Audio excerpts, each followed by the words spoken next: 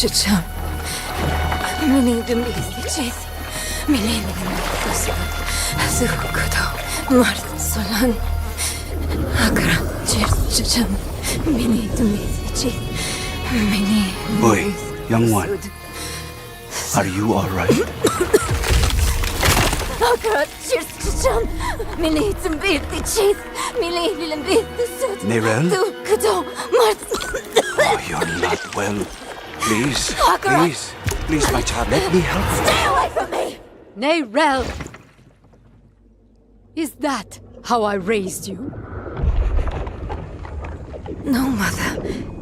But I must carry this burden alone. I must get to Akarat's tomb. But look at you. You're killing yourself. I don't know how much longer I can... I'm here, little magpie. I missed you so much. I'm so proud of you. But now, I need you to give up. No. Of course it's you! You monster! Let go of me! Let go. No. You made a choice. And I warned you, little magpie. There would be consequences.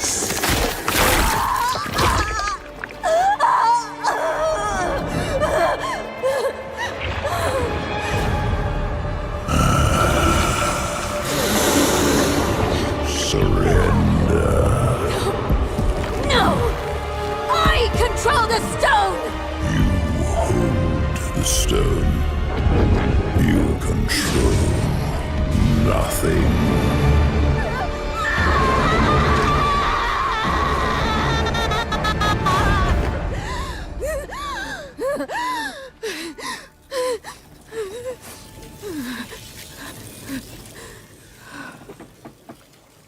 Maybe you're right. Maybe I could use some help.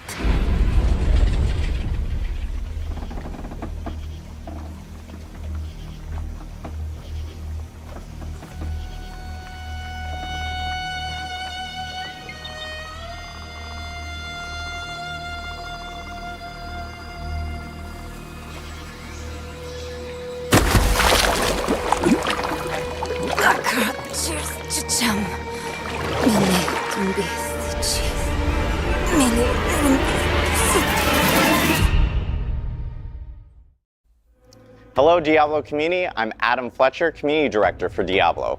Welcome to our Spiritborn Showcase, where we're doing a deep dive for this all-new class coming to Diablo 4, which will include a series of interviews, followed by Q&A from Twitch chat. I'm joined here today with Game Director Brent Gibson. Thanks, Adam. We've been working hard to make something unique for Diablo, and we're finally here to actually talk about it. Brent, I can remember us at BlizzCon where we showed off our very first cinematic for Vessel of Hatred. Now we're actually here to showcase the Spiritborn for the first time. We're glad to have you back for the full reveal. Thanks. We've set out to make an all-new class that comes from the jungles of Nahantu, an apex predator with a deep connection to the spirit realm. So, without further ado, let's kick off this deep dive to the Spiritborn.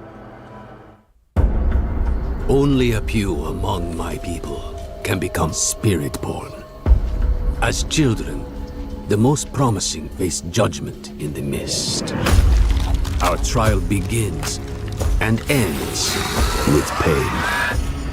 Those who are not called are culled. For the weak, all paths end here.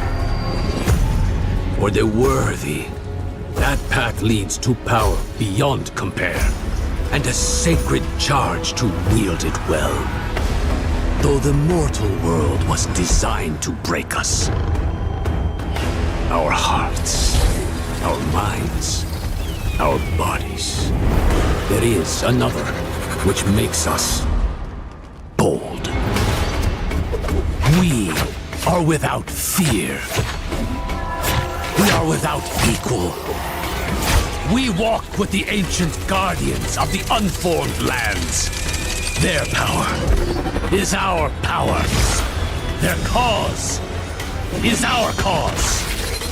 We forge unbreakable bonds in the spirit realm to defeat the horrors of this one. For we are Spiritborn.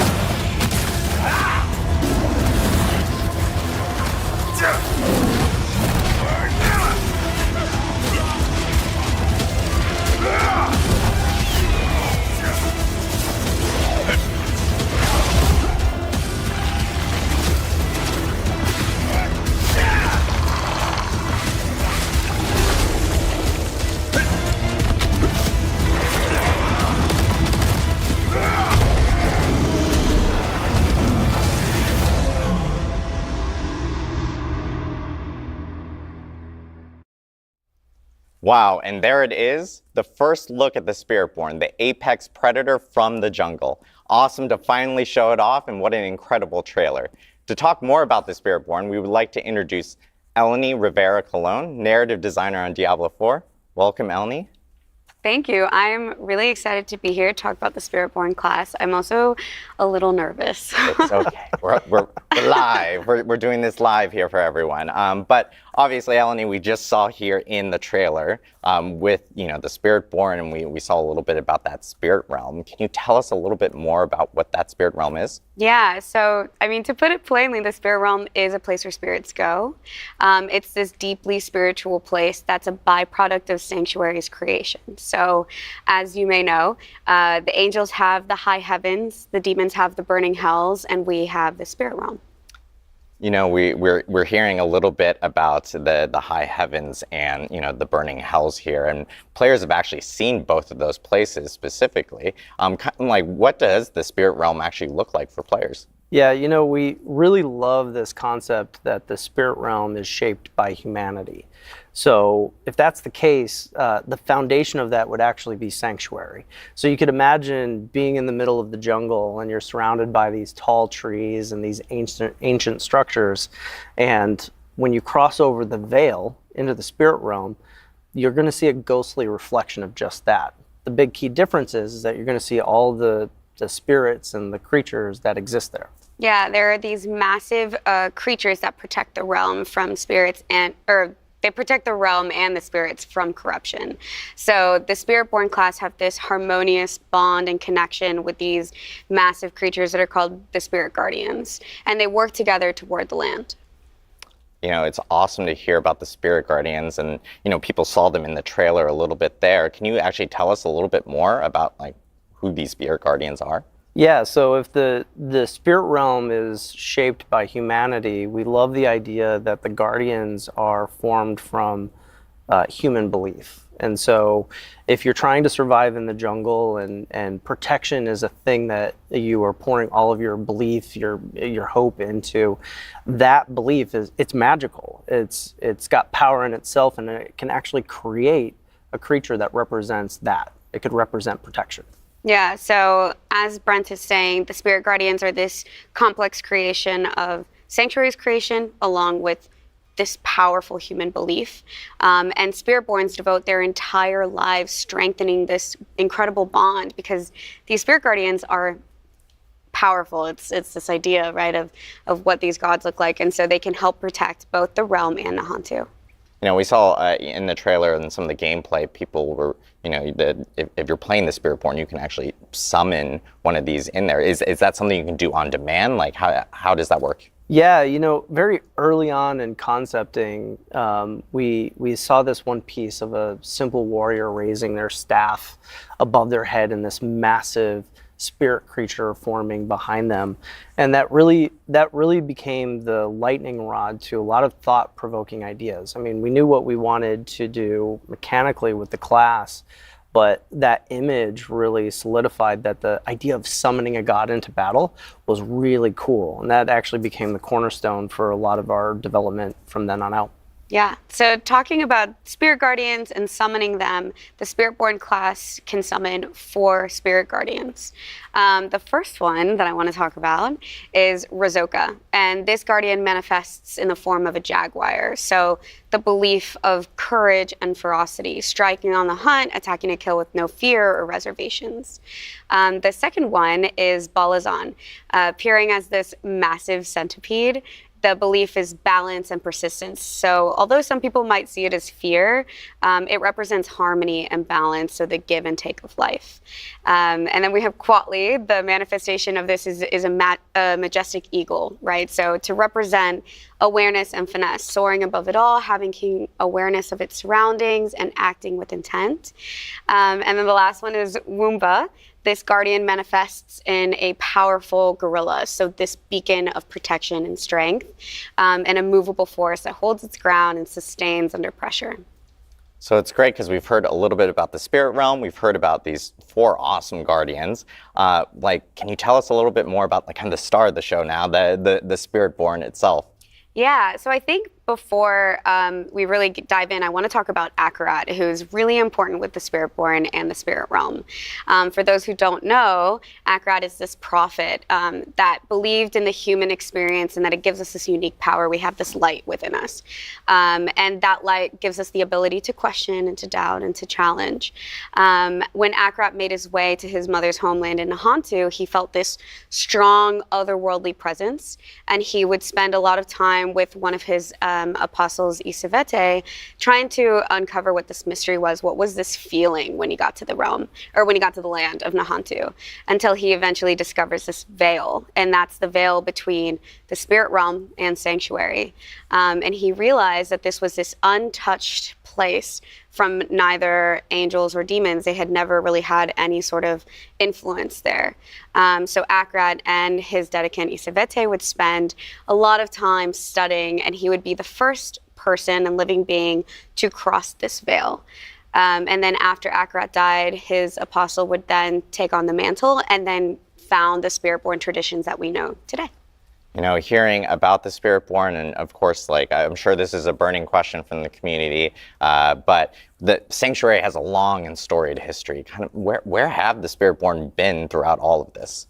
Yeah, so for anybody who knows the lore of Diablo, this region is no stranger to Mephisto, right? So if you go back to Diablo 2 and you look at the story there, his original soul stone was imprisoned in this place.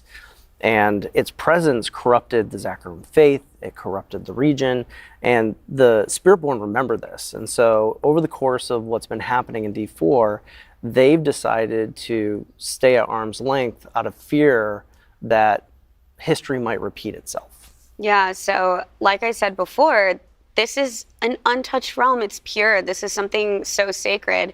And with Neyrel coming back with the Soulstone, this is a huge problem for the people of Nahantu, but specifically the Spiritborn that are trying to protect this land. Yeah, and at this point, with him back, they have no choice but to rejoin the fight. Yeah.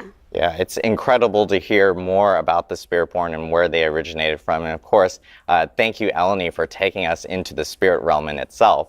We've talked about the new class and how that was created and what they've been up to. Next, we're actually going to take a look at how the art and concepts were designed.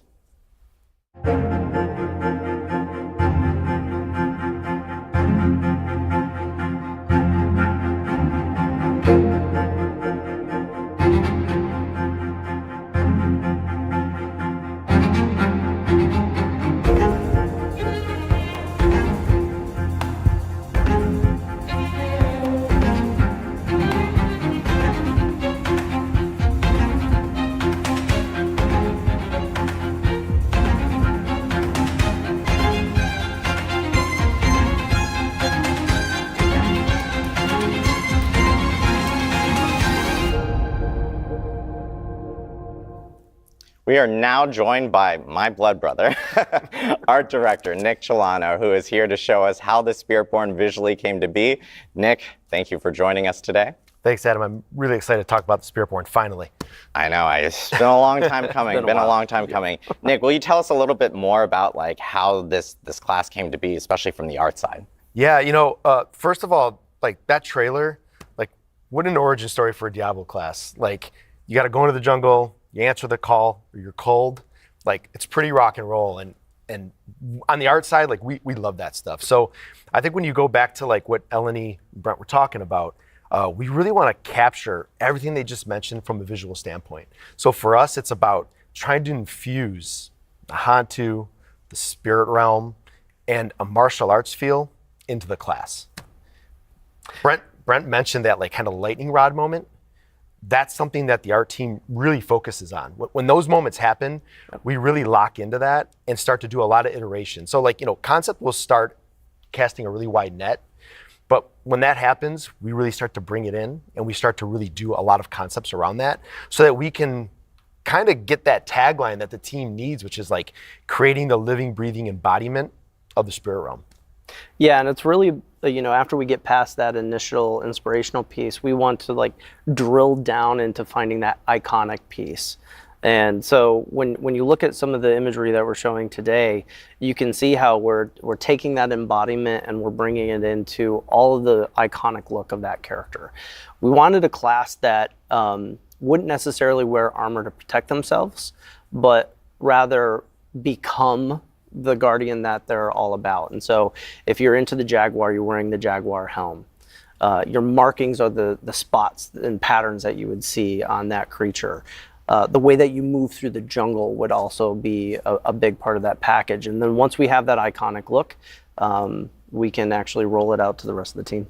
Yeah, that's really the DNA of like where we start going. Like those iconic images drive the entire art department at that point. And that's our North Star. So we can move into things like how do we get the Spirit Guardians on screen? How do they fit into the combat? If you think about the eagle, is the full eagle show up? Is it just feathers? How do we represent that? And how do we like ramp that up through our visuals so you can start with something, a little more on a certain scale and get to this like epic moment. We also want to explore, visually, like visual iconography at the same time. So while we're doing all that iteration and stuff with the iconic looks and the skills, we're also starting to get into like, what is the identity of the class? Where do we want to put this iconography? And like, what is that visual footprint that they're going to take up on the screen? It's seeing all this like badass concept art. Like shout out to our concept artists on the art team. Amazing. Yeah, so good. Like how do you guys actually take this from like concept now to actually building out the character from some of this concept art? Yeah, once we have alignment between the design direction that we want to go, we understand kind of roughly mechanically and from a design perspective where we want it to be and where we want it from an art direction standpoint. We sit down with each department and we actually roll out the idea. We pitch them, and we're like, hey, this is what we're thinking, and really get them to understand where we're trying to head so that when they go off in their crafts and make the best work that they possibly can make, the sum of all the parts end up with a killer class like the Spiritborn. Collaboration's a big thing. And, it really starts with the character art department. They take these like 2D images and bring them to life in 3D. They will start to figure out materials, the fine details of how our armor's crafted, to like big silhouette shapes. One of the interesting things about this class is we started to recognize that like the helms, the gauntlets, the belts were really great places to like hone in on those like visual elements. Yeah. And another nice thing is like the armor really started to kind of come into the space of being very functional and practical. You'll notice that like the legs are kind of open, the upper body's kind of open. It's because we're making a really fast, agile class. So we want everything to kind of line up. And like Brent said, like they don't need to be fully armored. They are protected by the Spirit Guardians. Their offense is their defense, and it shows when you play it. Speaking of fast and agile, we move to tech art. Tech art really is the team that will kind of find what our limits are and kind of allow us to break them a little bit. So they do a lot of range of motion tests. They're trying to figure out how we can get really dynamic poses, really dynamic lines of actions. And we want to push that because this class really needs us to kind of be in the spot where we're like kind of pushing the boundaries of what we've done normally. Yeah, it's awesome because like you guys mentioned like super like hypermobile class and it's the apex predator in the jungle itself. Like how do you put that towards something like animation now, like getting the character to move and kind of telegraphing that through that animation? Yeah, like one of the key elements here is making sure that we have a combat archetype that's unique. So if you take a look at the original 5 classes, each one of them has a very distinct style. And so when we're thinking about the Spiritborn, we naturally went to martial arts. And what does that mean for the movement through the jungle? And actually, I feel like we found a really good pairing there. Yeah, like the animation team, like they went crazy with reference. They were looking at Muay Thai, Taekwondo, kickboxing, boxing, karate. There was a stunt woman that did these amazing like reference materials that we saw. And the really interesting thing here is we're not trying to like just mimic a martial arts style. We're really trying to find the best pieces of them and seeing where they fit. How can we manipulate them? How can we rearrange them in ways that make a really unique and interesting fighting style for the Spiritborn? Once the animation team has that, and like they, again, they have a wide range of options that they're looking at, they start to figure out like where it fits for each Guardian. So, for example, the gorilla is blunt force, lots of strength. The jaguar is cleaves, multi-hit combos, aggression. The centipede is like open palm strikes for applying poisons and unearthing things from the ground. And the eagle is about really precision movements and repositioning on the battlefield. So like they nailed it when it came to that. Honestly, it's like the combination of all the things that we put together. We'd been talking about, it's like we've almost invented our own martial arts style for Diablo. And we'd been talking about this the last few days with all the people that we've met with. And they actually said, hey, does it have a name? And currently it doesn't. So like for those of you at home, if you got ideas, check out the Spiritborn gameplay and like, if you have names, suggestions, like we got to name this thing. Right. Exactly, we're all ears. That's right. Well, we've heard about concept, and we've heard about character art, tech art, and now we just heard about animation. I always call it kind of like the frosting on the cake, and that is kind of VFX, and that makes everything kind of pop a little bit. How does VFX actually play into something like the Spiritborn?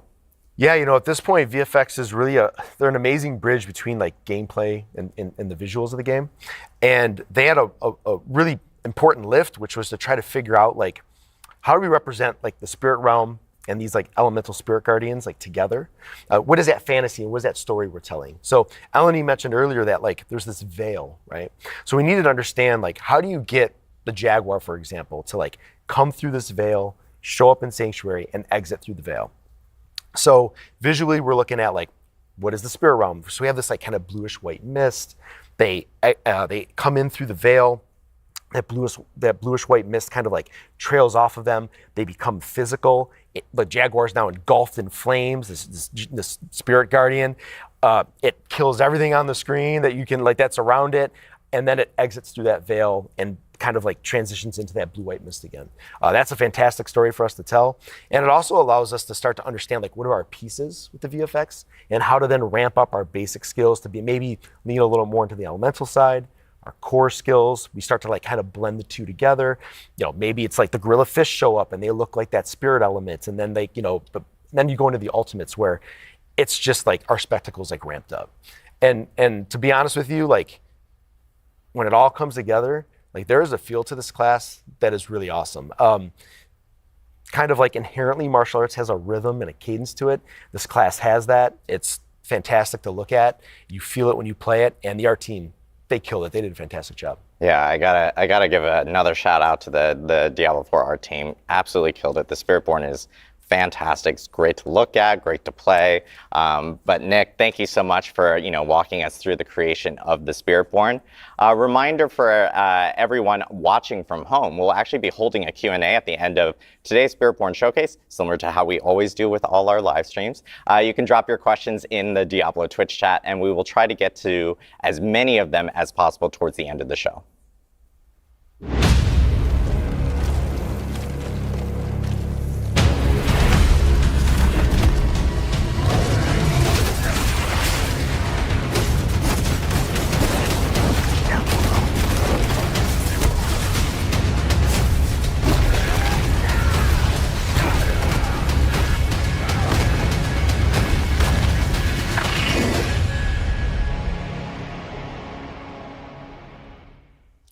we've heard the lore, we've seen the art. Now let's get ready to talk about some gameplay. I know a lot of people are excited to hear more about how this class actually plays. So next up, we have Bjorn Mikkelsen, class designer, on stage to talk about the gameplay for the Spiritborn. Bjorn is actually here to tell us more about the Spiritborn's overall class kit and design. And later on, we'll get into some itemization, which I know every fan wants to hear about because itemization is, of course, incredible, especially within Diablo. Bjorn, welcome. Thanks for having me. I know Bjorn will be a fan favorite here because Yeah, he's going to walk us through all the skills and the gameplay for how it works. So Bjorn, can you kick us off and tell us a little bit about this new class? Absolutely. So yeah, just high level, what is this class? Excellent question. So basically what Spiritborn are, they are these jungle warriors who are empowered by the spirits. They're sort of this dexterity-focused class and sort of masters of martial arts and hand-to-hand combat. And so what they do is ultimately all of their actions and their movements, they sort of resonate with the spirits to form sort of these unique combat styles as they're fighting. They sort of mix and match them to hit whatever sort of build they need. Awesome. So if you are a current Diablo player right now, or let's say I'm a current Diablo player, which I am, I play a lot of Rogue or Barb, where would you kind of place the speed and aggression of the Spiritborn? Yeah, I would say Spiritborn is definitely probably our fastest, most aggressive class. It's got multiple gap closers built into its basic attacks. It's got several movement skills, very high damage on those, as well as several ways to upgrade its evade skill as well. It's all about kind of getting on a target, sticking to it, and killing it. Awesome. I know we had footage earlier of within the trailer of players actually being able, and we talked about this earlier, players being able to actually summon in these spirit guardians. So can you just summon a giant jaguar into battle or anything like that? Yeah, absolutely. Yeah, kind of in addition to being these master martial artists, because they're empowered by these spirits, you'll see parts of the spirits, but then ultimately with the ultimates, the spirits themselves will show up on the battlefield and they'll empower you and deal damage. And it's really the core of the fantasy, right? If we talk about power fantasies, summoning the god into battle is the power fantasy for this class. And one of the things that I really liked about that is that we were getting a bunch of feedback early on about making ultimates more meaningful, and we were actually able to do that with this class ground up. Awesome. I know people are probably dying to know, okay, let's jump into some Spirit Guardians. So I think this is a great opportunity. Maybe we should start off with the Jaguar being the first one. Bjorn, do you want to take us through the Jaguar itself? Sure. Yeah, starting off, Jaguar is a great one. Jaguar is, as we've kind of touched on before, it is sort of this manifestation of just the hunter. It's exhilaration, it's violence, it's aggression. It's attacking repeatedly, kind of just constant pressure as it's going. It's got these ramping mechanics to it. It's got lots of kill streaks. Mechanically speaking, the way we've kind of translated this, its primary focus is attack speed, and it chases that through a new keyword and mechanic that we call ferocity. This is a stacking buff that it can generate, usually via Jaguar skills, that will increase the attack speed of all of its skills, but it will also enhance other Jaguar skills so you can use them more often, reduce their cooldowns, that sort of thing. Moving on to an example, I guess, of a Jaguar skill. First off, here's one we have Ravager. This is a new type of skill we're adding to the game called Incarnate skills. They all have a passive and active effect. This one allows you to maintain your ferocity at just a minimum level, so you're all just a little bit fast. But then when you activate it, you kind of go full Jaguar mode. It gives you additional attacks, kind of whenever you hit something, it does an extra strike. So it can even turn skills that are deal a little bit less damage, they can now deal extra damage just whenever you hit something. Moving on to another skill, we have Rushing Claw. This one is the Jaguar's kind of primary mobility skill. It will dash you through a target and slash everything along the way. And the key to this one is you can kind of use it over and over and over again, multi-strike your enemies. And then finally, of course, we have the ultimate, the Hunter. This will actually manifest the Jaguar onto the battlefield. You'll leap through the air. It's also a movement skill. And when you land, the Jaguar will destroy everything. And it also has upgrades to kind of help chase the kill streak vibe. There's a chance to reset the cooldown after you kill something with it. Yeah, so if you look at all of these things as a package, you start to see almost a combat archetype built into each Guardian themselves. And that was actually something that was really important to us. So if you were speccing into the Jaguar, it's important to those types of players who do want to keep the attack speed up, that do want to keep their kill streaks going. And you're going to see this as like a through line that each particular Guardian will have their own thing. Yeah, I'm a huge fan of the fast, frantic gameplay, and I will say I have a little bit of bias towards the Jaguar for sure. But I know we want to go on to the other Guardians for sure. And for all our tanky friends out there, Bjorn, do you want to walk us through the Gorilla? Absolutely. Moving on to the Gorilla. The Gorilla. Core concept behind protection and defense, but it's not just like passive defense. This is a very active defensive play style where you're shrugging off the damage, but you're also returning it to your attacker. So it's really got this kind of core of like retribution also sort of built into it. Its core mechanic and stat that we work with is damage reduction. It chases this in two ways. One is through using block, sort of actively blocking damage, as well as a second new keyword and mechanic called resolve. This is also a stacking buff, but this one falls off whenever you get hit, so it's really important to keep stacking it and kind of keep stealing yourself and building your resolve back up. But as long as you have any stacks of it, you get the full damage reduction bonus. So moving on to just a couple examples for Gorilla skills. Starting off, we have Crushing Hand. This is their core spender skill. Kind of just does what it says. We'll smash your enemies to pieces. Kind of neat thing about it is it's actually two separate attacks that kind of overlap in the middle. So you can sort of prioritize a single target and deal double damage to it. Another attacking skill that we have, this one's Payback. This one really leans hard into the sort of aspect of retribution that we have going on. This one will deal a large amount of damage, and that damage will ramp up the more something has hit you. So it's really good for just like ending a fight if you need to. But also like as things are hitting you, that will reduce its cooldown. So kind of you have this flow of like being able to sort of like end fights, but also kind of keep hitting as you go. And then finally, again, we have the ultimate skill, bringing in the Gorilla itself. The skill is called the Protector. It creates a large protected area on the battlefield that will grant you barrier while you're inside of it, as well as several other defensive bonuses that you can spec into with it. And the Gorilla will just smash any enemies that try to come and harm you while you're in it. Yeah, if you like that bruiser archetype, like this is the build for you. It is definitely about that give and take of damage. I mean, you'd said it earlier. Anyone who's been looking for a tank or a tank-like build in Diablo, this is the one that you're going to want to spec into as a part of your kit. Yeah, it sounds like a really unique way of being able to, especially for tank players, to like bring damage to enemies and stuff like that, which is so awesome. So next, on to our third Guardian. Of course, we have the Eagle. Bjorn, do you want to take us through the Eagle? Yeah, so the Eagle, kind of soaring above it all, we've got this Guardian that represents precision and accuracy and kind of finesse. Its ability, its freedom of movement, like a lot of the movement that the class has is very aggressive, very in your face, and the Eagle really is able to kind of take that to another level and kind of go wherever it wants. In addition to that, it can also sort of like extend its attacks to sort of pseudo-ranged playstyles. Allows it to really like prioritize a target and sort of like hit from anywhere. So its core stat that it cares about is movement speed. That allows it kind of, like I said, able to kind of go anywhere it wants and sort of tactically reposition on the battlefield.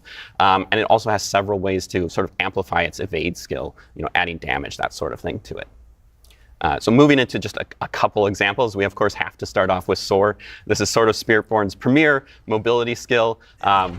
Takes you up into the air, out of the battle for a second, able to dodge mechanics with that if you need to. But also, because the Eagle is all about kind of those big impacts as well, it will create a target area where you're going to come down and make those enemies vulnerable so that it just amplifies the damage when you land. Moving on to another example, we have Razor Wings.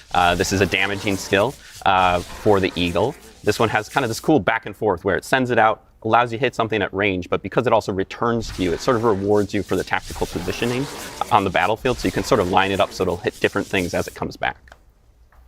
And then, of course, our ultimate skill, the Seeker, bringing in the Eagle itself to just annihilate your enemies with damage. You can cast it anywhere on the battlefield. It charges up and then blasts off.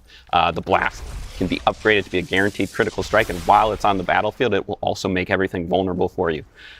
This is also like one of the first ultimates that we have, which will have multiple charges, so you can kind of use it back to back or like prioritize a target with it, and there's like a lot of player agency with that.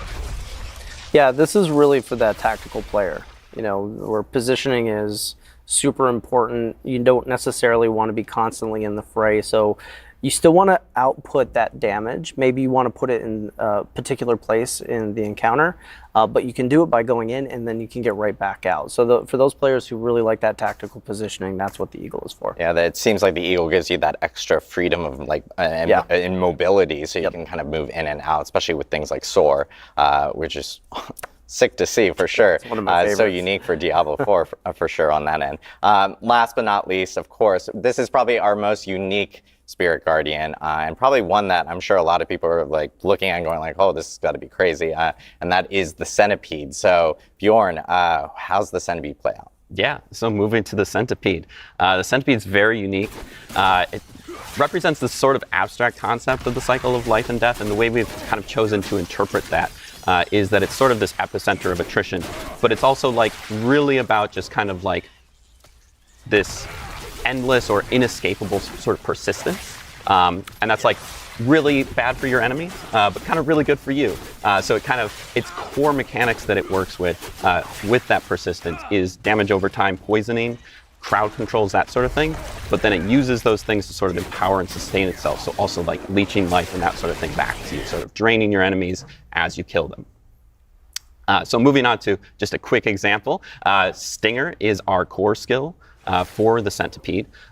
This one does a large amount of damage in a small area in front of you, but the sort of interesting thing about it is that damage will also echo out to any nearby poisoned enemies. So it kind of has this adaptive, like, dynamic aim, like range that it has, sort of depending on like how much you've been spreading your poisons around the field. So it can like basically like hit the whole screen if you really want to. Another skill example that we have would be Scourge. Scourge kind of takes that sort of like oppressive control that the Centipede has, and it will fear and it will slow and poison enemies and sort of disrupt any kind of like strategies they might have going on and just sort of allow you to turn the tables on them. And then finally, we have the ultimate skill, bringing in the Centipede itself onto the battlefield. This is the Devourer. Poison laser beams, globs of poison everywhere. Just the Centipede kind of wrecking the entire battlefield. It's got upgrades which will also allow it to instantly execute enemies who have been fully poisoned, sort of helping the cycle of life and death to speed up a little bit there. Yeah, this is clearly our most Diablo Guardian that we have. It's becoming a fan favorite very quickly. The people who have gotten a hands-on with it have a lot to say about it. But the cool thing about this one is we took on a really unique design challenge. Like, how do you take a concept of damage over time, dealing damage, regenerating life, and make that kind of the core of an entire archetype? I thought you guys did a fantastic job at getting it there. For those Type A players who really want to manipulate the field and keep that damage up and keep that resilience going, this is definitely that class for you. Yeah, I have to call out. It's so crazy seeing a giant centipede behind me right now. But I know a lot of players at home are probably looking at each of these 4 Spirit Guardians and they're going like, hey, this is probably the one I'm going to go with, just seeing some of the gameplay and some of the play styles. But I think one big question that probably a lot of people have is, are you kind of forced to go down one of these, or can you actually do some mix and match, or how does that work? You know, freedom of choice is really important for this class. So if you want to go all in on one of them, go for it. Like, there's no problem in doing that. There's benefits that you can see from it, but there's also benefits from mixing and matching. Like, we wanted adaptability and hybridization to be at the core of this class. So it's been a goal from the very beginning to actually get that there. So when you get hands-on with this, like, you're going to want to experiment. We want you to experiment. We know that there's going to be many builds that are very emergent, and I actually can't wait to see some of the cool stuff that people come up with once this goes live. Yeah, exactly. Like, at its heart, Spiritborn is really all about like personalization, sort of expressing yourself. And so like, whichever spirit sort of resonates with you, we really want to allow you to mix and match them kind of to your heart's content. And sort of make that play style choice like fully customizable. And the primary way that we're doing that, or the main way that we're doing that, is the Spiritborn's class mechanic called Spirit Hall. The way the Spirit Hall works is you start your journey off by choosing one of 4 bonuses at the top, the primary bonus. This is a like massive bonus that will add sort of a thematic effect to all of your skills of that type. So like an effect like the Jaguar will add extra strikes and that sort of thing to all your Jaguar skills. But a subtle but very important extra piece of this is that we'll also add that Spirit's tag to your entire skill kit. So every single part of your skill kit now has the Jaguar skill. And so even if you want to use like Centipede skills, you can still sort of hook into various parts of the Jaguar using this bonus. Then later on in your journey, you will unlock a second bonus. This is a set of 4 distinct bonuses from the first. Each of these kind of has a tie-in with the sort of core mechanics of each of the spirits. So we mentioned before sort of the new keywords that we were introducing, like with the Jaguar has ferocity, the Gorilla has resolve, those sorts of things. These give you an opportunity to sort of mix those into your kit, regardless of like if you are using those specific skills or not, and sort of like add that extra layer on top of your build. And when you're choosing these spirits, these can absolutely be the same. You can pick Gorilla and Gorilla, Jaguar, Jaguar, or you can mix and mash them. And it's really important that like they all kind of flow and work together. So if you look at the nesting doll effect that we have of your skill tree, your class mechanic, this can get complicated very quickly. And so one of the things that the team took on was this idea of finding what resonates most with each Guardian and how do we create some level of overlap so that we can have some synergies between all of them. Yeah, exactly. As we hit, like each of these has like very clear themes, right? You've got the Jaguar with its attack speed, you've got the Gorilla with its protection. You can definitely build into those, but it was important for us to sort of establish that these spirits, they don't exist like in isolation from each other. They have overlap. They have things that they both care about, and that allows us to sort of create these very hybrid-esque builds that work together. You know, just like an example, right? You've got like the Jaguar is a hunter. It's all about aggression and kind of chaos, and that's a thing. It loves that. But as a hunter, you're also sort of providing, you're also sustaining yourself, which is a thing that the Centipede also loves to do. And so they both care about healing, and they both have like different hooks that they can do for that. And so you can really like, if you're looking to get more healing into your build, you can add some Centipede, you can add some Jaguar, mix them together, you can make an entire build about healing that is Centipede and Jaguar. These aren't like prescribing ways to build, but they're more so just like, they're overlapping stats that allow them to sort of communicate with each other. So just a couple examples. We have, for instance, if you want to build like the Gorilla, Gorilla is a lot of protection, Jaguar is a lot of sort of chaotic, constant damage. So when you mix those two together, you get this sort of like semi-tanky brawler who can just kind of go toe-to-toe with anything. And they sort of like dip into the stat of dodge, because dodge is a little bit inherently a slightly more RNG, a little bit more chaotic, kind of Jaguar, but it also kind of has that damage mitigation. And so you kind of combine them together and you have this very like retribution, but also fast-paced playstyle. Another example would be potentially if we think about like the Centipede and the Eagle. The Centipede's all about sort of debilitating your enemies and like making them weaker, and the Eagle's all about like kind of finding those weak points and like getting these high damage, you know, bursts off. So when you add those two together, they both care about vulnerable and sort of like turning the tables on all of your enemies. And so adding that together kind of creates this character that's sort of just able to like prioritize a target, weaken it, and then just like cull it from the battlefield. Yeah, it's. I'm so glad Bjorn brought all these like really good examples for us. He's got a lot of footage for us to go through. It's awesome to see all these skills and how they work with the actual Spirit Guardians. And of course, the big popular topic that comes with every single class is itemization. And I know we have a lot to talk about with legendary aspects and some uniques as well. So Bjorn, Brent, like how does itemization work with Spiritborn?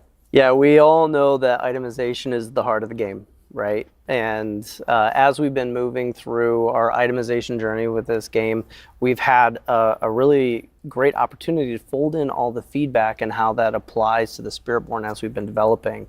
And one of the cool things that we did was took the opportunity to actually lean into the things that you get from items and see how they build into the spirit's abilities themselves. So we're going to show a few examples of that. Now this is just the tip of the iceberg. There's a lot of really cool stuff coming, but we thought we'd do a really quick breakdown and show you what that looks like. Yeah, so just hitting a couple examples, you know, we have added this large suite of Spiritborn legendaries and uniques to the game. But just to break down kind of some of our thoughts as we were working with them, sort of the types of legendaries you can expect to see. One example, as we were just speaking about sort of these hybridization things, there's a lot of different stats in our game and sort of making them work together, not just like work together, but like be cool together. So we kind of have this category of items that will sort of interweave a couple of different stats. Secondly, we have our power augmentation legendaries. These just kind of let you take like your favorite skill and ascend it to its final form and just kind of like go crazy with it. And then thirdly, we have sub-powers. These are sort of things like, we think of them like rogue grenades, barbarian, dust devils. These are sort of things you can sort of build around. They're sort of almost like skills, but they don't exist in your skill tree as things you can put on your bar.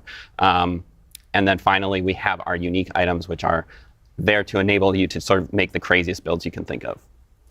So moving on to a couple examples, just kind of one for each real quick.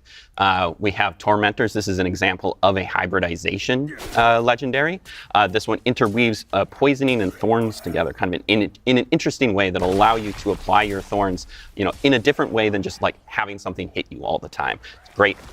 You can probably see the connection. Gorilla, Centipede, they'll love this sort of thing. Moving on to an example of a power augmentation, we have Bristling Vengeance. This takes the payback seal that we kind of hit on before. Usually it's like a smaller AoE like right in front of you that just hits one enemy, but this one really allows it to sort of like extend its range, hit multiple enemies, as well as apply your thorns over an area. And then thirdly, we have an example of one of our sub-powers. This one's called a Pestilent Swarm. The cool thing that we're kind of trying to out with each of our sub-powers is there are multiple legendaries for them, and they sort of allow you to customize how they work. So there's like one that'll let your Pestilent Swarm like poison enemies, one that'll make it spiral, one that'll even make it orbit. You can sort of like combine those, like you can have it orbit and spiral, or poison. You can just have it shoot off, kind of whatever works for your build. We really want people to be able to experiment and play with those sub-powers. And then just a couple of teasers, some of our uniques. These are some unique boots that basically allow you to override your evade skill with soar, just get the ultimate amount of mobility you can think of. The neat thing about that is also that it allows you potentially like to take soar off your bar. You can't let it go, but you at least kind of get to keep it with you in that evade slot. And then another example would be our unique quarterstaff. Which is one of the two weapons we're adding with the Spiritborn. This one sort of allows you to ramp up your basic attacks. Spiritborn's basic attacks are a little bit special. They're kind of really cool. They're these 3-hit combos, and each third hit does like a special thing. And this specific unique basically lets you get that third attack all the time. So then we have to take their third attack and make it a triple version that almost turns them into a different skill entirely. Yeah, this is awesome, seeing all the couple of examples of uniques. As Brent mentioned, this is just kind of like the tip of the iceberg. Yeah. I personally would take the soar boots all day. Being able to use, soar as an evade is absolutely amazing. But I want to give a huge thanks to Bjorn for walking us through all the skills, especially associated with the Spirit Guardians, and of course the itemization across the whole entire class. We will actually have an extensive look for the entire community after the show on our blog. It will provide a great amount of detailed mention here immediately following the stream, so you can check it out and do a deeper dive with the Spiritborn yourself. Now we're going to bring back everyone to get into our Q&A for all things Spiritborn.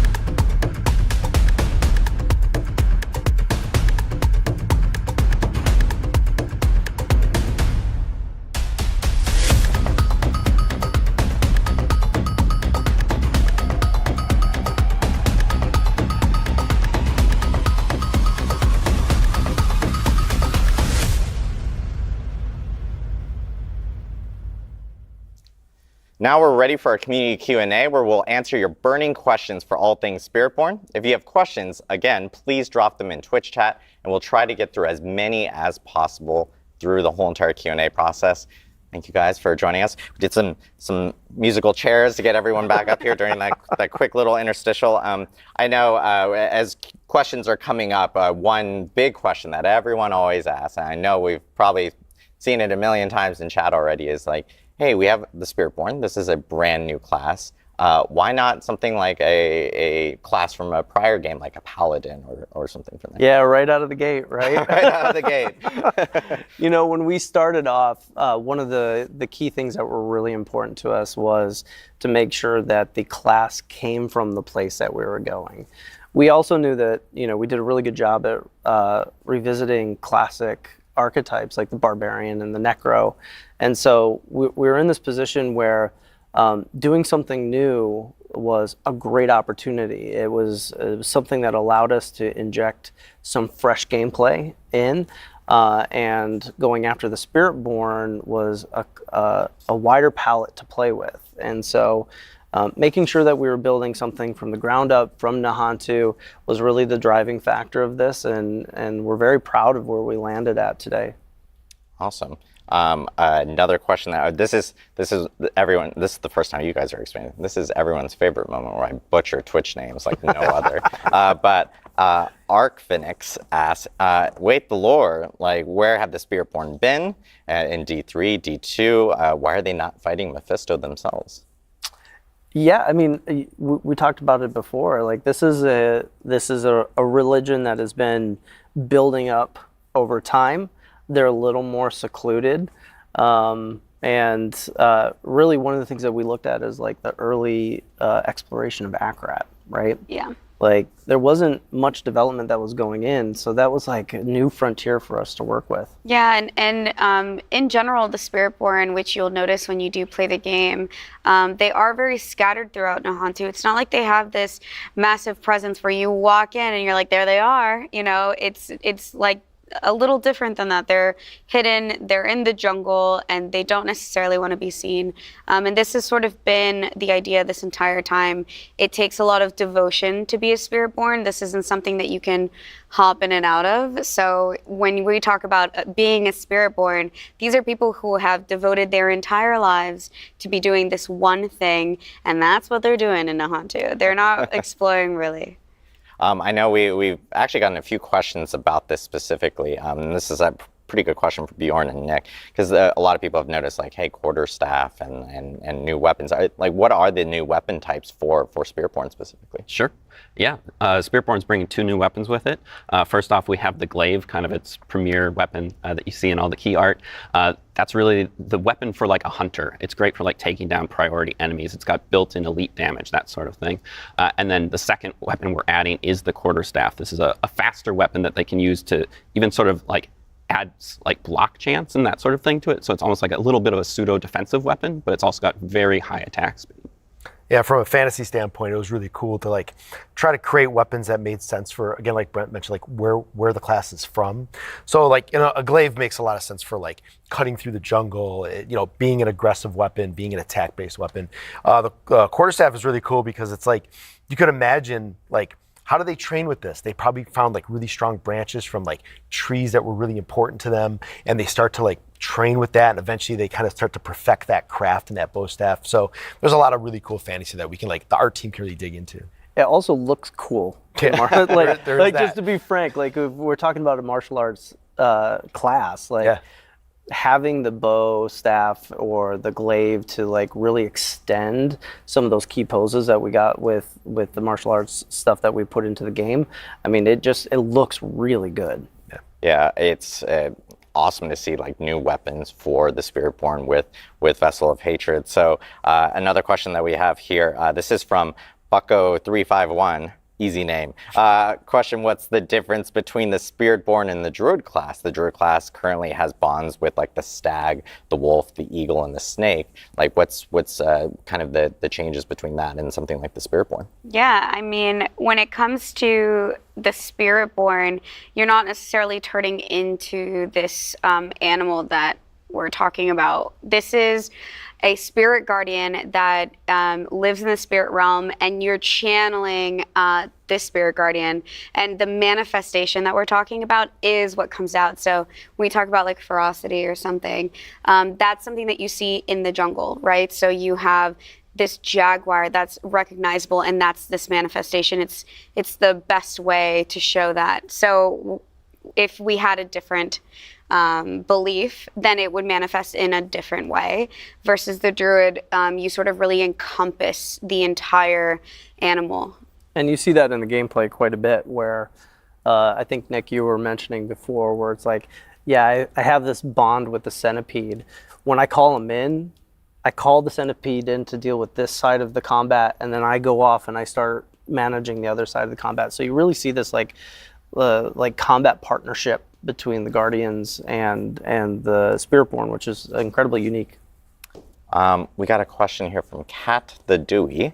They're asking, we've seen 4 Spirit Guardians. Are there other Spirit Guardians that were considered potentially? Yeah, look, I'll spill the beans. I'll talk about it. When we're choosing the spirits, we played around with a lot of concepts. Super abstract stuff that weren't animal-based. We talked about, okay, if I'm from the jungle, these things would probably represent things I know, which brought us to animals.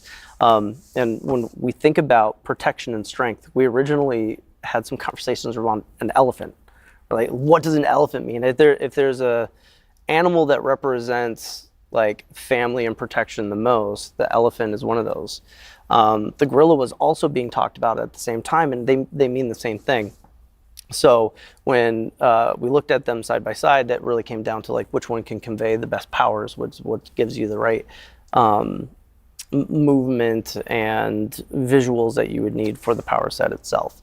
Yeah. So yeah, I was going to say, we spent a lot of time trying to figure out, like, there's a lot of collaboration, and sometimes art will inform design will inform art. So I think this is a great spot where, like Brian was saying, like, we're looking at a lot of different things, but like when you think about Nahantu, when you think about like the canopy of the jungle, and you start thinking about how does that protect what's in the jungle, like the gorilla just made a lot of sense, like thematically. So like we start to find those moments, right? And you think about the centipede, it's like there's like the ground and the roots of the jungle, like what comes up, there's insects. So, we spent a lot of time like exploring that. But when you think about the gameplay connection, poisons, fears, right? The centipede, this like life and death kind of cycle they talked about, like the centipede makes a lot of sense. So we really start to try to connect the dots in really interesting ways. And those are the ones that really stick. Fictionally, the idea that these things are created based on human beliefs, we believe in more than 4 things, right? So the idea that we could expand this out well beyond the class, we've developed more lore than you're actually going to see in the game for the Spiritborn, because we want this thing to live beyond just Diablo 4. Awesome. I know this one's a little bit for Bjorn. We'll test his skill knowledge here, but a question from Churney Fire was, does the echoing poison effect work on enemies not poisoned by you? Is there like a radius limit? Like how does it work specifically? Yeah, there's a small radius limit to it, but that can be extended through things like tempering and that sort of thing. It will do any poisoned enemies on the screen. Oh, nice. That sounds crazy. So yeah, and then we have a question from Crawling Out of the Spiral.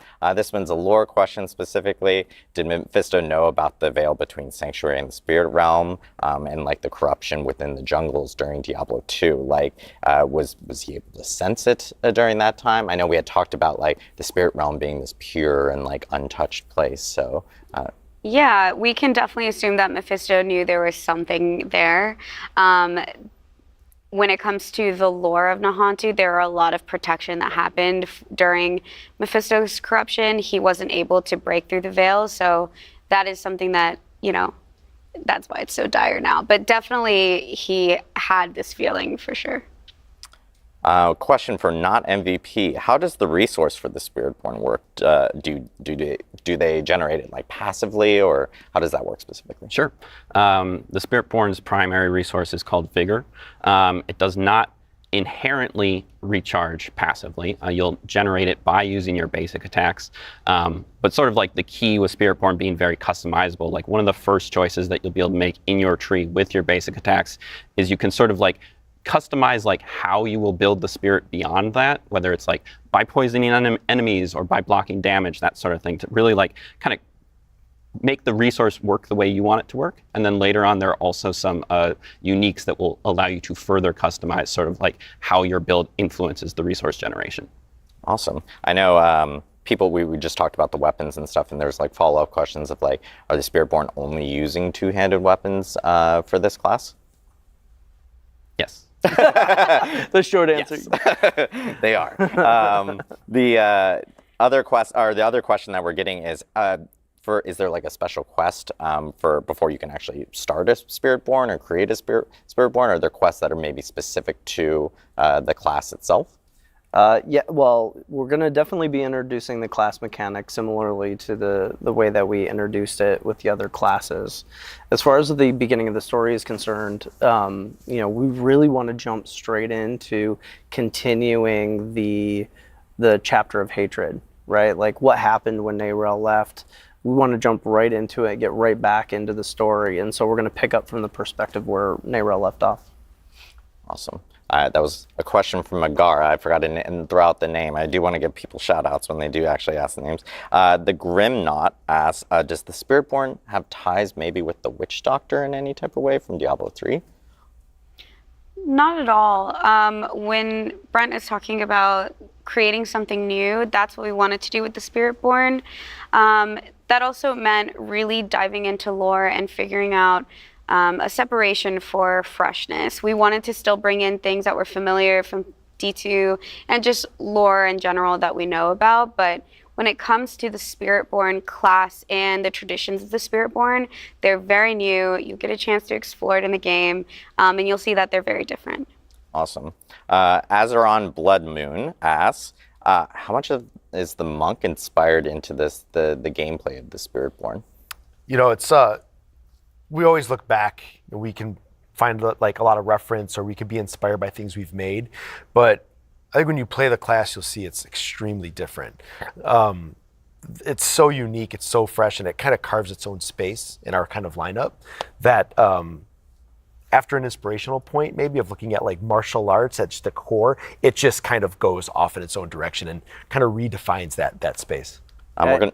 Oh, sorry. Go ahead. I definitely want to add to that. Is like I don't want to be shy about the fact that we know what works mechanically in the game, and so we're constantly looking at inspiration for the existing classes, for the new classes, on what works best. Mm-hmm. Take that inspiration and then like take a right turn and actually amplify it or take it into a slightly new direction that makes it very different. I know we have time for one more question. This is a question for everyone here. What is everyone's favorite spirit? I've already revealed mine, which is Jaguar. But what is everyone's favorite spirit guardian here for the Spiritborn? I mean, I can start. I'm gonna cheat. I'm gonna say 2. I love the Jaguar as well. But it's just a little bit too chaotic for me, like inherently. And so I love to just like mix the Eagle in there as well, just for a little bit more control, a little bit more like freedom. Gorilla. I mean, when I saw it show up on screen, beat its chest, and it was just awesome. It was like, that's it. I knew it. We're like wrestling buds, where we talk about wrestling all the time. I'm not surprised Nick is about like the gorilla. Not surprised. My favorite guardians are Quatli, the eagle, and Balazon, the centipede. I just love the poison, and it's sick. Like it looks crazy. Yeah, for me, Jaguar, like it started with that iconic piece. Yeah, sorry, we're gonna have to share a little bit. Hold on a second. But like the movement, it's such a pace changer for the game. Like once you get into it, it's got a very addictive flow, and so I'm all in on the Jaguar. Well, it's awesome to hear everyone's favorite Spirit Guardians. I do want to thank you all for jumping in for this Q&A. Before we do close out the stream, we did want to let everyone know that we'll be sharing more about Vessel of Hatred at Gamescom this year on August 20th. But you'll actually have a chance to attend Gamescom yourself and play the Spiritborn in person. We're actually sending 5 lucky players to Cologne, Germany to play the Spiritborn at our Gamescom booth in person. Make sure to check out our Instagram at PlayDiablo and read our blog for full details on the contest after the show. Everyone on the Diablo team is incredibly excited for you to check out the new class coming with Vessel of Hatred on October 8th. And of course, you can pre-purchase the expansion now. Stick around to check out our Diablo creators, Rax, Woody, MacroBioBoy, and Fame. They're actually upstairs right now, streaming live here at Xbox Studios with Spiritborn gameplay. Also, shout out to Xbox Studios for hosting us. We really appreciate it. And of course, you can check out Kind of Funny Games after the stream, where they'll be live chatting with Rod Ferguson, GM of the Diablo franchise. Brent, Eleni, Nick, Bjorn, thank you for being here to walk us through the Spiritborn. And thank you all and everyone at home for tuning in. We'll see you in Nahantu.